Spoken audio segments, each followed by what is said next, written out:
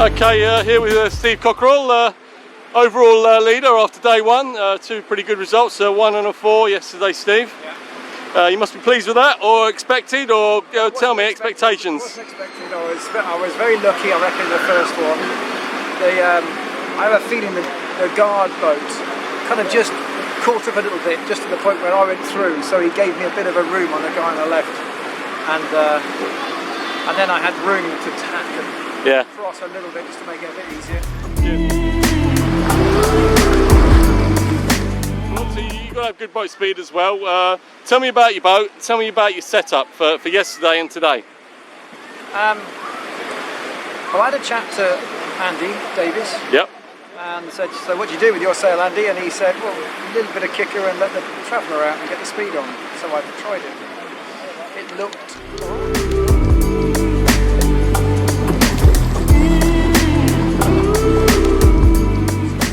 It's a sail with not much luff curve on, so you got quite a lot of seam shaping in it. So I just thought I'd try that.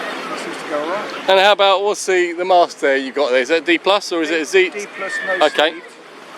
Yep. Yeah. And you've got the ginger boats, obviously, which is the old, the old Ovington shape, is it correct? Ginger rooster. Yes. Yeah. And you got that. Tell me about your rudder, because I know you showed me that yesterday. Who made that for you? E&V Foils. They're Estonian, and they make a lot of Europe foils. And you know, they make Europe foils down to minimum weight, and they're incredibly stiff and very strong. So I sent him a template and a blank and said, can you make one of these? And so he's twisted his arm a lot this year, and he's managed to produce one. It's just over a kilo, a couple of grams over a kilo, which is a bit extreme. And I'll see if I can't break it. There it is on the back there, looking very pretty. Yeah. Has he got any thoughts on the centreboard, or is that's depending on the rudder?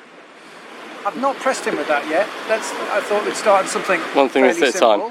Yeah. Because I don't think you need the centreboard to be necessarily light or stiff or anything. But it's nice to have a lightweight bit at the back. I can sit further back in the boat and be a bit more relaxed. Okay, tell me about, give me let's have some tips for our viewers on on your trim in the boat and how you set your sail. Obviously, you were saying that you had the traveller bit out. So just show me upwind yesterday. Where were you sitting? What was your setup like? I was, generally speaking, pretty much sitting on the traveller, I think. Well, we had a mixture of conditions, everything from no wind at all to such, but generally I was trying to sit as far forward as I dare. The traveller was pretty much offset a bit, but most of it was on the kicker, and the boom was pretty much just over the corner. It wasn't in too much. Andy says that his sails cut for a fairly flat exit, so there was no danger of a lower leach looking, so concerned about it. And I let the wheel up a little bit, as it is now. I noticed you've got carbon battens there in the top 4, have you? Yeah, these rooster carbon battens, my brother made them in Cape Town, so in Durban even. So I'm trying them. They're quite flexible, quite light. I don't know what's going to happen when it gets windy. I might need to change to a stiffer batten as it gets windy. Right. And how about your lens foot position there? I see you've got just a little bit of bag in it. Is that just to help with out the tacks and through the? I was kind of looking at the other guys and how they were setting theirs, and the guy that got 2/3, he had his quite tight. I saw Randy and he had his a little bit looser, so I thought just go in the middle.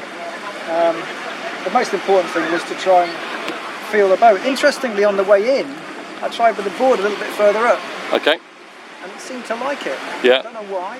It sort of it made it a little bit. You didn't lighter. feel like you were losing anything with height? No, I felt like I gained, which is kind of like what? Okay. So that's a little thing to experiment with today if anybody wants to go and test with me before the start of the race. But it felt like the centreboard all the way down. I had quite a lot of weather hand, which was nice, so you could sail the boat flat. But in the chop, when you sail a boat super flat, you've got nothing to use the rudder to lift the bow. Okay. So maybe pulling the centreboard a bit more makes it allow to sail the boat slightly more heeled, and then you can do a little jab with the rudder to try and lift the bow.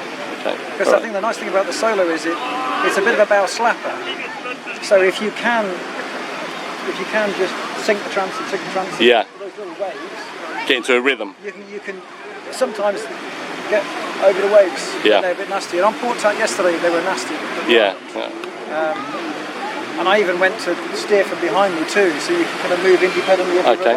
rudder. Because if you've got your rudder in front of you, you can't move in and out Okay. and do things because the rudder's happening. So I went to the old frying pan handle style occasionally, so I could steer independently of my weight.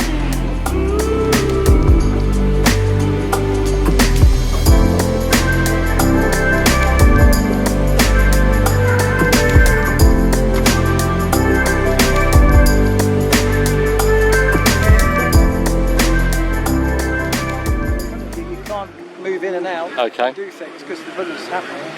So I went to the old frying pan handle style occasionally, so I could steer independently of my weight. Right. That was a bit different. Okay. But toe straps tight. Right. So I felt the boat if I was in them. And just stats again, what you weigh? About 70?